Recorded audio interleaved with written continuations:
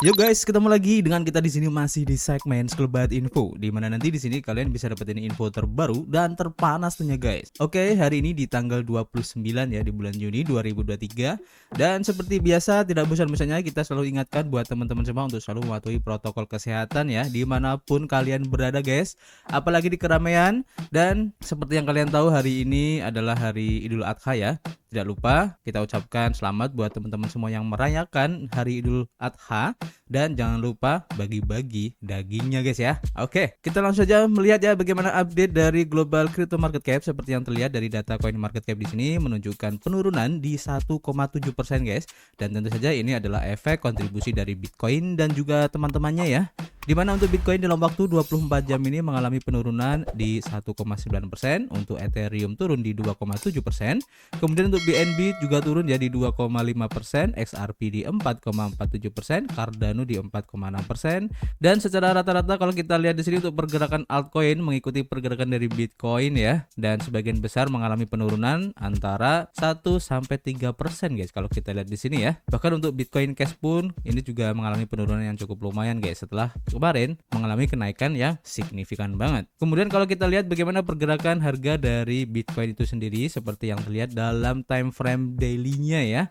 Untuk chartnya di sini terlihat close candle-nya kemarin merah ya dan tertahan di harga 30.000, dan kita doakan aja semoga support di 30.000 ini menjadi support yang kuat ya, tidak dapat tertembus guys, sehingga bisa mempertahankan harga dari Bitcoin ini di 30.000. Tapi kalau kita melihat dari candle yang terbentuk kemarin untuk close candle-nya ini bisa dibilang kurang bagus guys ya. Dan ini membuktikan atau mengindikasikan adanya tekanan jual yang cukup besar, sehingga sentimen negatif pun men-trigger ya para investor untuk lebih cenderung menjual aset Bitcoinnya. Tapi tidak menutup kemungkinan ya untuk bisa naik lagi, karena banyak juga di area sini di sekitaran 30.000 ya para investor yang mengambil atau masuk di Bitcoin ini guys, sehingga di support 30.000 ini masih menjadi salah satu support yang cukup kuat. Dan untuk rekomendasi di CA tetap ya saya rekomendasikan di sekitaran harga 29.500, kemudian di sekitar 28.000 dan juga di 28.500 guys. Jadi untuk sementara kita lihat dulu ya perkembangan dari beberapa informasi yang kemarin sudah rilis untuk update-nya bagaimana. Jadi nanti di sini kita akan update seperti biasa guys. Untuk informasi pertama ya, kita lansir dari harian Zcrypto. Di sini diinformasikan bahwa MicroStrategy menambahkan lagi ya untuk simpanan Bitcoin-nya guys.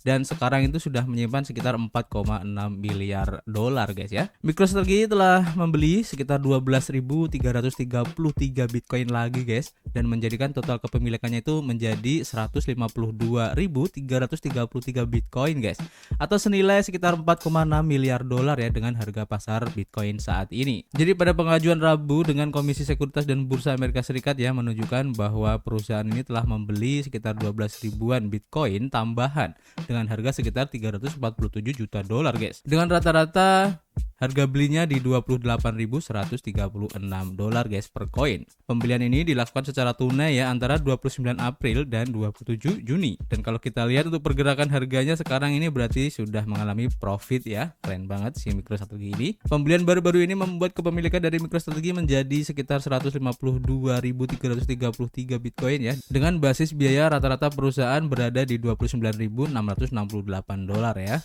Jadi akuisisi Bitcoin sebagian didanai dengan penerbitan saham baru seperti yang dicatat perusahaan, yaitu pada tanggal 1 Mei 2023, MicroStrategy juga menandatangani perjanjian penjualan dengan Cowen & Company LLC dan juga Concord Genuity LLC sebagai agen penjualan, sesuai dengan mana MicroStrategy dapat menerbitkan dan menjual saham dari saham biaya kelas A dengan nilai nominal di 0,001 dolar per saham, memiliki harga penawaran agregat hingga 625 juta dolar dari waktu ke waktu melalui agen. MicroStrategy telah menerbitkan ya dan menjual sebanyak 1 jutaan saham ya per 28 Juni di bawah kesepakatan untuk total hasil bersih sebesar 337 juta dolar. MicroStrategy adalah pemegang Bitcoin corporate terbesar di dunia ya, ya, dan sekarang ketua eksekutifnya yaitu Michael Saylor yang mengundurkan diri sebagai CEO ya pada Agustus 2022 telah dikenal karena keyakinannya yang kuat pada aset tersebut guys. Perusahaan mulai membeli kripto unggulan pada Agustus 2020 dan Saylor mengatakan pada saat itu alasannya adalah lindung nilai ya terhadap inflasi. Tak perlu dikatakan strategi dari MicroStrategy ini pada Bitcoin tampaknya membuahkan hasil ya, meskipun kripto teratas telah merosot dari rekor tertinggi di 69 ribuan dolar ya yang ditetapkan pada November 2021 kemarin, dan saham perusahaan publik yang diperdagangkan di bawah simbol ticker MSTR di Nasdaq naik lebih dari 160% sejak pembelian Bitcoin pertamanya pada tahun 2020 guys. Perusahaan yang paham Bitcoin juga sedang mengerjakan solusi Lightning perusahaan untuk membantu perusahaan memindahkan dana dengan cepat, dan Lightning Network adalah protokol pembayaran layer 2 yang dibangun di atas blockchain Bitcoin yang memungkinkan transaksi off-chain, kan throughput pembayaran dan mengurangi biaya transaksi guys. Jadi semakin banyak ya kepemilikan Bitcoin dari MicroStrategy ini guys, dan tentu saja ini menjadi stimulus yang bagus juga ya, sekaligus yang bisa dibilang kurang bagus. Karena apa? Jika suatu hari nanti MicroStrategy ini menjual Bitcoinnya, maka ini juga menjadi salah satu indikasi yang perlu kita perhatikan guys, karena bisa saja ya suatu hari nanti jika MicroStrategy ini take profit untuk Bitcoinnya, bisa saja akan membuat harga Bitcoin ini turunnya cukup drastis juga guys. Oke? Jadi tetap kita harus memperhatikan apa yang dilakukan oleh MicroStrategy ini ke depannya. Oke, kita lanjut ke informasi berikutnya ya. Kita lansir dari harian CoinDesk, dan di sini diinformasikan bahwa mitra perbankan untuk Binance Euro menghentikan dukungan terhadap bursa kripto pada bulan September guys. Jadi pertukaran baru-baru ini mengumumkan penarikan diri ya dari Inggris, Belanda dan juga Siprus ya. Dan mitra perbankan Euro Binance saat ini yaitu PaySafe Payment Solution Limited akan berhenti mendukung bursa kripto setelah 25 September. Binance akan mengubah penyedia untuk deposit dan penarikan euro melalui transfer bank SIPA, dan mitra kami saat ini yaitu PaySafe tidak akan lagi menyediakan layanan ini untuk pengguna Binance mulai 25 September 2023, kata juru bicara bursa tersebut ya kepada CoinDesk melalui email. Pada saat itu pengguna kami perlu memperbarui detail perbankan yang digunakan untuk menyetor ke akun Binance mereka, dan mungkin diharuskan untuk menerima syarat dan ketentuan baru untuk terus menggunakan layanan SEPA setelah tanggal tersebut guys. SEPA atau SEPA ini kependekan dari Single Euro Payment Area ya, dan adalah jaringan pembayaran lintas batas Uni Eropa yang terintegrasi untuk transaksi euro guys. Perkembangan ini terjadi ketika Binance sebagai bursa kripto terbesar di dunia ya, berdasarkan volume perdagangannya, menghadapi reaksi keras dari regulator keuangan di Eropa dan juga Amerika Serikat. Dan sejak itu ya, bursa tersebut telah mengumumkan pengunduran diri dari Inggris, Belanda, dan juga Siprus ya. Dan sementara pengawas pasar Belgia juga memerintahkan Binance untuk menghentikan penawaran layanan kripto ya di negara tersebut guys. Pada Februari 2022, regulator keuangan Inggris menyatakan keprihatinannya atas Binance yang mendapatkan akses ke jaringan pembayaran utama negara tersebut setelah bursa tersebut mendapatkan kesepakatan dengan PaySafe, berdasarkan laporan dari Financial Times ya. Jadi efek domino dari Binance ini masih terjadi ya, dan kita akan nantikan lagi kira-kira bagaimana kelanjutannya ya. Apakah kedepannya untuk Binance ini akan tetap bertahan atau justru akan semakin terpuruk? Kita akan update lagi ya. Dan kita lanjut ke informasi berikutnya. Kita lansir dari harian Watcher.guru, di mana di sini diinformasikan bahwa FTX ini dilaporkan berusaha untuk meluncur kembali guys, atau bangkit kembali. Jadi pertukaran mata uang kripto yang kontroversial yaitu FTX ini dilaporkan akan menjajaki peluncuran kembali, dan secara khusus The Wall Street Journal melaporkan bahwa grup manajemen baru di perusahaan tersebut telah mulai mendengarkan pengajuan proposal dari pihak-pihak yang tertarik ya untuk memulai kembali bursa tersebut guys. Kejatuhan FTX merupakan salah satu kejahatan keuangan terbesar dalam sejarah ya, dan selain itu para pelanggan telah melihat dana mereka disalahgunakan oleh perusahaan yang dulunya sangat dipercaya yang runtuh pada bulan November tahun lalu.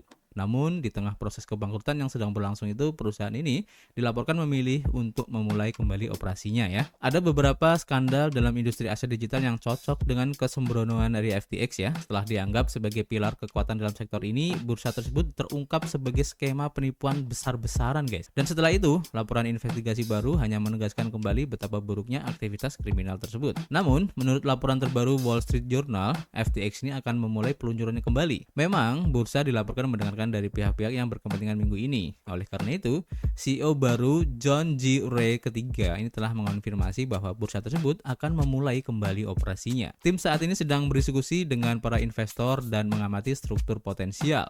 Dan sekarang, bursa ini sedang melihat potensi usaha patungan, kata laporan tersebut. Sebaliknya ya, laporan tersebut mencatat bahwa FTX akan membutuhkan perubahan nama untuk disertakan dalam setiap peluncuran kembali. Selain itu, ia telah menyatakan keinginannya agar pengguna yang ada memiliki andil dalam peluncuran kembali. Perusahaan telah berada di tengah-tengah proses kebangkrutan ya yang agak terbelit-belit, dan selain itu, tentu saja diperlukan perubahan merek agar memiliki peluang ya untuk sukses di pasar modern. Selain itu, pertanyaan-pertanyaan tentang kepatuhan terhadap peraturan juga perlu dijawab ya. Namun, dengan adanya perubahan kepemimpinan, akan menarik untuk mengamati bagaimana entitas baru akan menjauhkan diri dari kerugian yang disebabkan oleh perusahaan FTX. Namun tentu saja ya, akan sulit untuk bermanuver keluar dari bayang-bayang Sam Bankman-Fried guys. Jadi kita tunggu aja kira-kira kelanjutan dari FTX ini bagaimana? Apakah dengan brand baru yang akan segera diluncurkan ini bisa mengangkat kembali FTX? Kita lihat aja nanti ke depannya seperti apa guys. Kemudian kita lanjut untuk informasi berikutnya.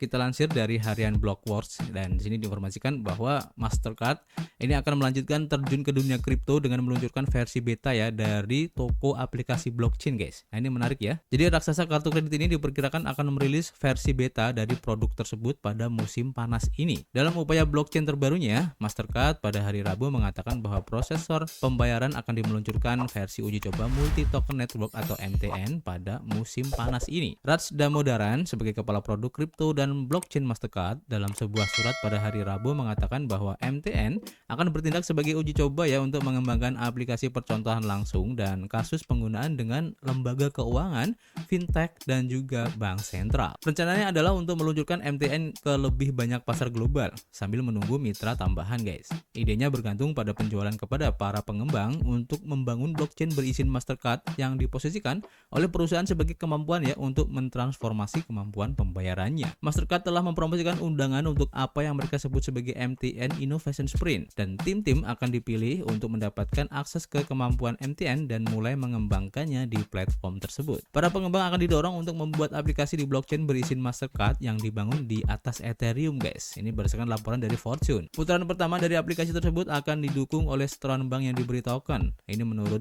Damodaran ya.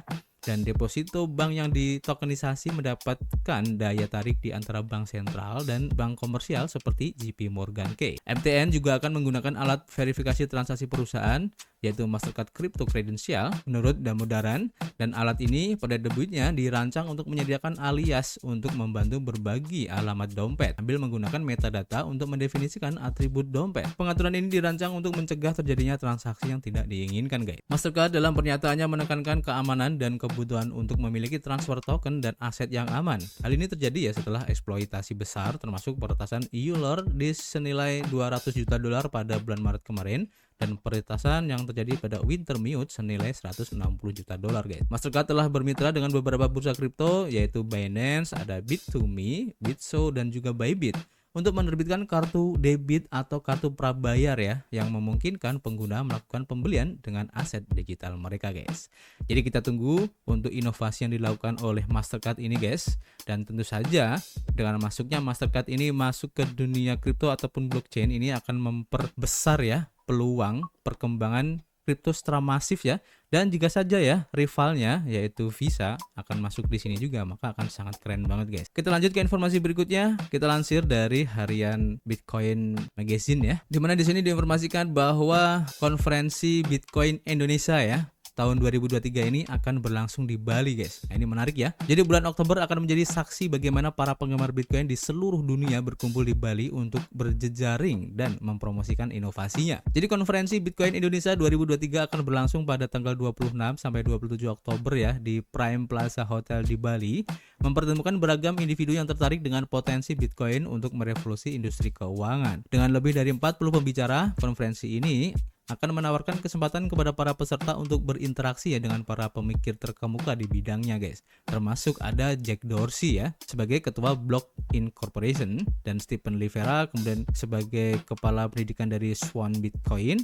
ada Alex Goldstein, CSO Yayasan Hak Asasi Manusia, dan juga Samson Mow sebagai CEO dari Gentry. Kegiatan seperti panel ahli, pidato utama, bazar, dan pemeran akan ditampilkan ya di acara tersebut, dan selain itu Hackathon Lightning akan diadakan sebelum konferensi guys, yang bertujuan untuk mempertemukan para pengembang untuk belajar dan berinovasi pada aplikasi Lightning Network. Hackathon ini akan berhadiah total $10.000 guys, dan diharapkan dapat mendorong kolaborasi dan menunjukkan potensi jaringan dalam hal kegunaan dan skalabilitas. Dea Reskita sebagai penyelenggara konferensi mengungkapkan kegembiraannya ya tentang acara ini dengan mengatakan, kami sangat senang dapat mengumpulkan para penggemar Bitcoin untuk Indonesia ya di Bitcoin Conference 2023, dan Bitcoin memiliki potensi untuk mengubah industri keuangan dan menciptakan peluang baru bagi individu dan bisnis. Bali yang terkenal dengan pantainya yang indah dan budayanya yang hidup ya, menjadi latar belakang yang ideal untuk konferensi ini guys.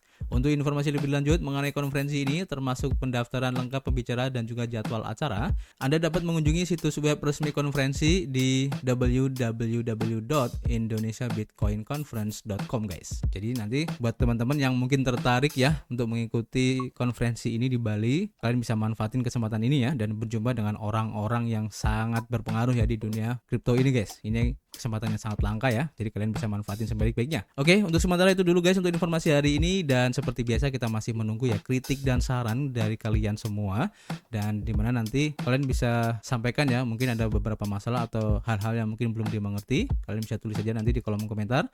Nanti kita akan coba jawab ya semampu kami, dan tentu saja kita akan ketemu lagi guys di informasi berikutnya. Peace.